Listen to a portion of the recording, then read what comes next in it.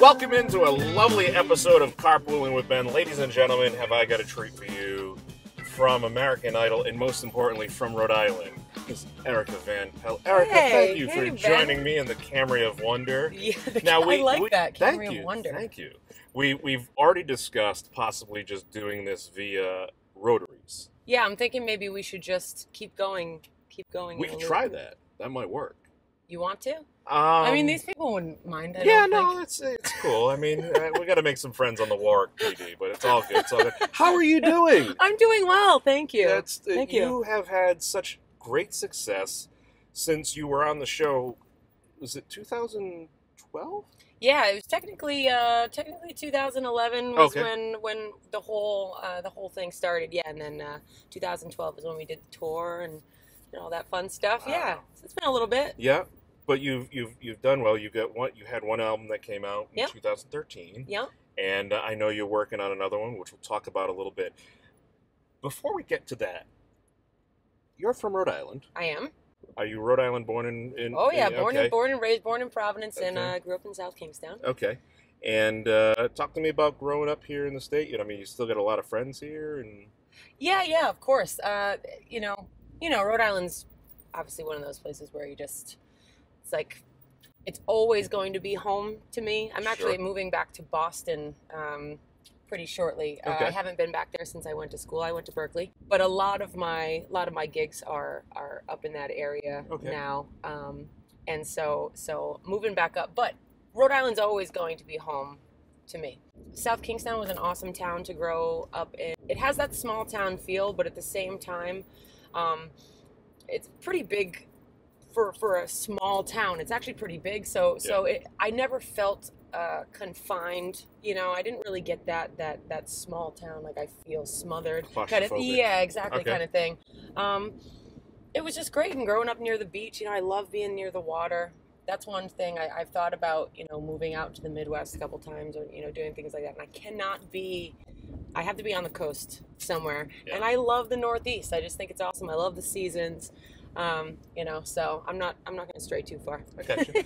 That's great. That's great. You performed all over the country, different tours, and worked with many different people. Yeah. When did you get into music to start? Like, when did you first get into music? And when you did you ever think it would take you on that kind of a path? No, I'll be honest. I always loved to sing. My parents both played guitar and sang when they were younger. My dad sort of made at least a part-time career out of it. Okay. And so I definitely grew up around music. Started singing in church, when I was 7 or so, and grew up on the Disney musicals. My grandparents were huge into all the old classic musicals, which I love and I'm obsessed with Mary still Poppins. To this day. Yes, of course. Yeah. Mary Poppins, everything that had Gene Kelly in it, Fred Astaire, Doris classics. Day. Yeah. Not High School Musical 2. No Zac Efron. There's nothing wrong with Zac Efron. No, nice guy. I'm sure he's won't great. Return my calls. What's going on, Zach? But anyway, he watches. Yes. He's gonna feel bad. He's generally Come just been on, ashamed. man. He's like, oh, yeah. He's gonna message me on Instagram tonight. I'm sorry, Ben. Ben, don't call me out. Sorry. Don't call me out on your show. What are you doing? But yeah, so musicals were a big thing for me, and then just started that way. Did the church thing, and I always loved singing. Always gravitated towards it, and I just never gave it up. Do you play? You play a little bit. Yeah. The thing in my I automatically assume that it's guitar because you're cool, and I played accordion, and that's thanks. fine. But, yeah, it's accordion. Accordion's cool. Yeah. I love every instrument, to be totally honest, and I think you can make any instrument cool if you own it. But yeah, I do. I play a little bit of guitar and a little bit of piano. I used to play saxophone, clarinet, flute. Wow. My boyfriend and my duo partner Ryan is a really amazing guitar player actually. So he's been. Thankfully, I live with a really good guitar teacher, so I've been trying to get my chops up. I don't play in public, that's gonna be a little bit still, but it's myself. It's good to have that skill, so when you are writing, when you're going through stuff, or it's therapeutic just to. Of course, yeah, I love it. Yeah, I'm trying to learn how to do more than just strum chords. I'm really trying to dive into it head first and really understand the theory. I want to play lead at some point. Sure. So yeah, it's a work in progress. So you went to Berklee, and your principal instrument was voice. Yes. Okay. What was that like? I mean, how was your college experience there? I mean, it's an excellent school. It's great, yeah, and expensive. It's crazy expensive, but it was worth it. I mean, it was like summer camp on steroids, for band kids. You're like chorus dorks like me, Sure. And it's just cool. I mean, you're surrounded by the college experience is cool anyway, but then you're surrounded by a bunch of people who, it doesn't matter if they play other instruments or not. Everyone there wants to be in the music industry in some way, shape, or form. So it feels like you're just in a big group with people that understand you, and I don't know. That's really cool. I did a little bit of time, some other schools for trying to get my gen eds out of the way, and everyone's studying vastly different things. It's not quite the same, not quite the same experience. I did love it. It was a long time ago now. That's great. That's great. So fast forward, nowadays you've got a band that you work with primarily out of Boston. Yep. And you're also working on a new album. Yeah. And in a slightly different direction. Yeah, we went in a slightly different direction. And that's okay. I mean, hey, we all get older, we grow, we evolve. Yeah. So I'm really excited about this part, the next step in your journey here. So tell me about it. Thank you. So, I will say this weird thing happened that period of time where I was on American Idol. Basically from the time I was 25 it took a couple years really by the time it started, from the very beginning till the tour ended. It was really like 2 years of my life right in the middle of my 20s. It was a very interesting time for me. I was obviously doing a lot of growing, and that's kind of an interesting situation to be thrown into when you're sort of naturally maturing and trying to grow anyway.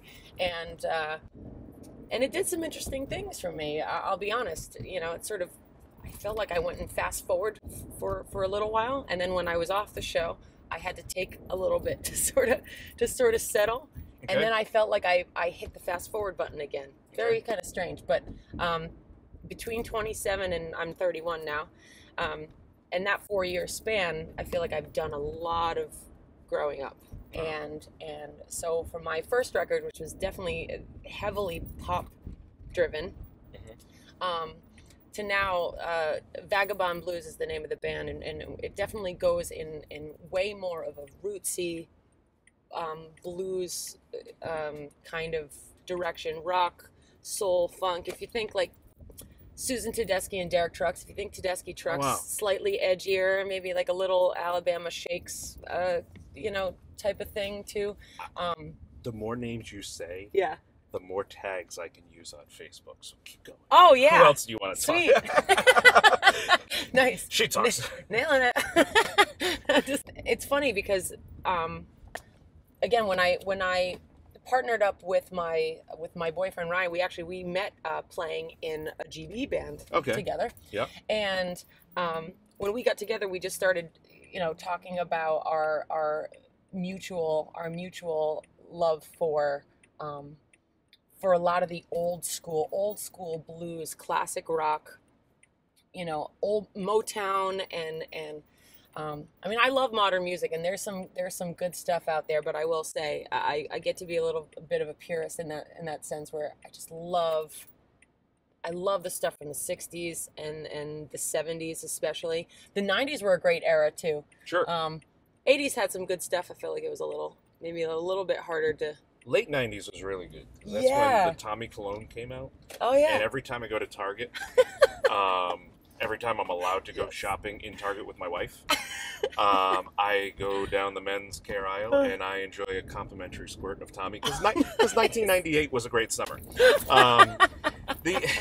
But your voice, you have such dynamic features about your voice. Thank you. I feel like this new area that you're going into, you have so much space to play. Thank you. And you really, I mean, truth be told, you have, it takes a lot of hard work. It's not easy. No. There is some natural talent there that you are very, fortunate to have. But the amount of work you've put in to further develop and refine your craft and your instrument, your voice. What is the regiment like when you go through? I mean, sure, share it on a daily basis, but even just as you prepare for any kind of a show. Yep. Well, there is, it's sort of weird. That's another thing that's happened in the past 4 years. How awkward of a question was that? It's not awkward. Okay. It's not awkward. I mean, it is. It's a lot of hard work, and I didn't even realize for a really long time. I felt like I was working. I always felt like I worked hard on what I do. And then when I had to refocus and start thinking about even going in this new direction, in a weird way, it almost felt like I was starting from zero again. I know that's not completely true. Obviously, sure. I've been singing my whole life, so I wasn't starting from nothing, but it did feel like I had to sort of start over in a weird way. And so now, I mean, I try my best, to work on vocals every single day. Every time I have a gig, I do warm-ups, very often, even if I can only do them, in the car. It takes 40 minutes to get to a gig. I'll spend at least half an hour doing vocal warm-ups and vocal exercises. Yep. Yep. And even more importantly now, what I've learned to add to the regiment is now, when I'm done with a show, I'm done with a gig, I will now do a whole cool down thing too. Yeah, and that's something I left out for years, but I'll be honest, now that I'm doing 5, 6, 7, sometimes 8 shows a week in the summertime, right. That's crucial. Sure. Yeah, it's crucial. And and I want to preserve this for as long as I possibly can, especially now that I'm going in the blues direction. I mean, I really want to be doing this into my 40s, into my 50s, literally as long as I can. So, got to keep it healthy. Yeah. Yeah. That's great. So tell me about your band that is up in Boston right now, your GB, General Business Band, for those who don't know. Yeah. What do you guys, talk to me about it. What's the name of it? So the name is the Solis State Band. Okay. Is the name of the band, and we are a sister band to the Boston Common Band and also the Park Street Band. Great company. We work with a lot of, really awesome people, and our clients are great. We're happy. Boston Common Band has been, established for a very long time. I was a main member of the Sultans for 10 years out of Martha's Vineyard, and still work with them. But this is definitely sort of become like my own personal project. Again, my partner Ryan and I, this is sort of our baby, and we're building this now from the ground up. But we were featured in Brides Magazine last year, which we were very, very excited about. Thank you. And yeah, we're just sort of doing our thing. We're continuing to work and to build. We've got a full schedule. We do between 40 and 50 weddings a year usually, and then corporate parties and fun things like that. All the fun stuff. All the fun stuff. Yeah. All right, let's not talk about music for a little bit. Hobbies outside of music. What do you like to do for fun? I know you mentioned the beach, and I think that's a natural given for most Rhode Islanders, I should say. Yeah. If I catch a minute to myself, normally I'll go see. I just had my first niece last year. Thank you very much. She's turning 1 in April. Wow. And I just love her. Hannah Lynn. She's super cute and, Shout out to Hannah Lynn. Precious. Hey Hannah, hey. Auntie loves you. That's right. And yeah, and so if I get a spare minute, that's usually what I'll do. You know, I'll head to my sister's house and just visit for a little bit. If I happen to have a couple days off, you know, sometimes I love going to the movies. I love arcades. I'm a big kid, so. Really? So, yeah. Arcades? Yeah, anything. I mean, like, we go to Dave & Buster's. Yeah. What game are you winning the most tickets on? See, it's tough because the game that I'm best at doesn't give you any ticket return at all. What game is it? That like quick shot basketball. Really? Yeah. Oh, wow. I don't know what it is. I think I've had too much practice is what it is. I'll admit it. Did you play basketball in school? Did you play sports? I did. Yes, I did. Oh, yeah. okay. All right. Well. Yeah, I used to play sports, but the weird thing is with that, like, it's not normal. I mean, obviously the balls aren't regulation size, and neither is the hoop, right, and you're it's not constantly standing on the moving. parquet floor and everything. Yeah, I can see where it's my brother's glove kind of deal. Yeah. Have you seen the video? There's a viral video of some guy who's literally just like using both hands, and he set some sort of weird like record for doing that. Check it out if you haven't. I will have to. I will find that out. Anyway, I'm trying to aspire to be that guy. Okay, cool. All right, cool. Well, you know, we all have dreams. I haven't quite gotten. I don't know. I'm a girl. My hands are a little smaller. So, are you into the whole "This Is Us" series? First of all, no, I've never seen it. Okay. I'll be honest. You're lucky. I don't really want to spend like every night in my house just crying myself to sleep. And that's what I've heard is like the thing. Like you need, if you sit down and watch This Is Us, like you have to get a lifetime supply of Kleenex before you sit down and do it. I mean, I haven't seen it, so I don't really know, but I have heard it's heart-wrenching. No, I'm a Game of Thrones freak. Oh, okay, all right. So I'm waiting. I mean, winter's been coming for years. Okay, oh, I've got ADHD, so it's like anything with the Muppets, I'm good. After that, it's like really, you can't do the GOT thing. Oh man. No, but I have full respect for those who do. I mean, yeah, you know, it's pretty awesome. It is Outlander it's and violent.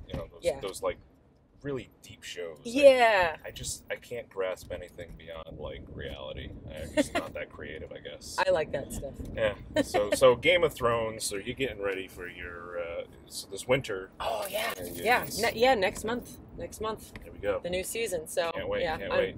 Where can we find you unless we just happen to go to a wedding in Boston? Do you have any different events coming up, or you have anything like you're looking to book soon to play? The masses want to hear you. Give the people what they want, Erika. Well, I'll be honest. Good news is that I have a few residencies right now in New England. So every single week, every Tuesday, I'm at the Hard Rock Cafe at Foxwoods. Oh, okay.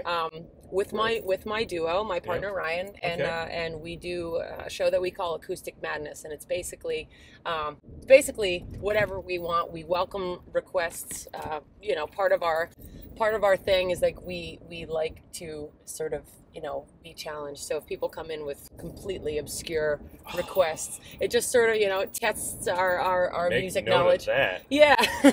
Yes. And besides, it's at the casino, so I mean, if you get bored, we have great food and drinks, obviously. But if you get bored, you can just go play blackjack and How could they be bored? Oh, I appreciate that. Thank you. We try to keep them entertained. So so every Tuesday, that's 8 to 11. Every Wednesday night, we have our downtown Boston gig. So for all of the Bostonians, we play at Bostonia Public House, which is right on State Street in downtown. Yep. And that's 8 to 12 every single Wednesday night.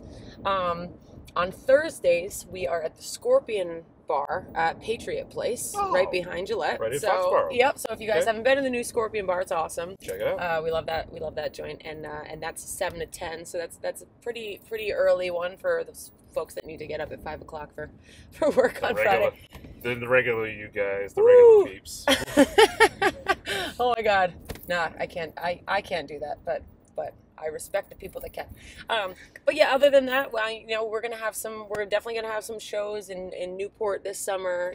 We usually play a couple shows at Speakeasy or the Newport Blues Cafe. You can always check out the website and our Facebook, either erikavanpelt.com, or you can check out the band website, soulastateband.com, and just sort of and we'll obviously we'll tag all that stuff. And I mean, the best thing to do is go find you on Facebook and Instagram. And because I will say, follow. You're the social media guy. I'm not that great at it. Yeah, but I'm all right. You're the pro, Oh. but I'm trying to learn. I'm learning. Yeah, I'm learning, and I love to talk to people. So, yeah, we'll talk about that. Yeah. We'll discuss it. Look for Erika Van Pelt live on Facebook. Coming soon. There you go. We'll work See, that out. It'll be great. It'll be so great. scared. So, Erika, thank you so much for taking the time to come for a ride, and thanks for having me. You have had such great success. I can't wait for the new album to come out. Appreciate I feel like that is going to be one that I either buy the disc, people. Buy the disc. Yes. You get it on the iTunes, okay, that's great. But buy the disc. Put it in the car, absolutely. Yes. And I feel like that's. I just have a hunch that it's just going to be one of those. It's going to be like a timeless classic. I can't wait to hear it. And thank you very much. We're super proud of you, and thank you for your for coming in. So appreciate it. All right, for more on Erika Van Pelt, be sure to follow her on Facebook and Instagram and everywhere else. Have an awesome day. Thanks. So let's go get coffee or water or something. Sounds good. Awesome.